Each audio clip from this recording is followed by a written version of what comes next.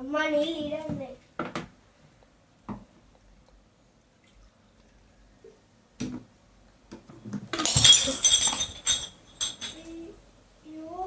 అమ్మో అమ్మ అక్క చూస్తే ఖచ్చితంగా తిడతారు.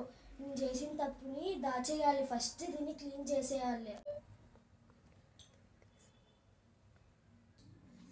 అమ్మా అయ్యో చిన్ను, ఏమైంది చేతికి? సరేరా ఇట్లా కూర్చుందా. జరిగింది చిన్ను, ఎందుకు ఇలా చేసుకున్నావు అసలు? అక్క పొరపాటున గ్లాస్ కింద పడిపోయిందా, నువ్వు అమ్మ చూస్తూ తిడతారని మొత్తం క్లీన్ చేసేసి ఈ విషయం దాచేయాలనుకున్నాం అక్క. కానీ అందులో ఇలా జరిగిపోయింది. నొప్పిగా ఉందా? అవునక్క, చాలా నొప్పి ఉంది. చిన్ను, గ్లాస్ నువ్వు కావాలనే పగలగొట్టావా? లేదక్క, పొరపాటున పగిలిపోయింది. మరెందుకు దాయాలనుకున్నావు?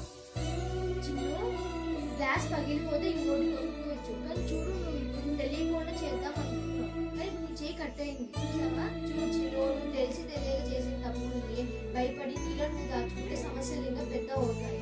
కాబట్టి ఏదైనా అమ్మ నాన్నలకి చెప్పేసి మన మన సమస్యకు పరిష్కారం చూపించేది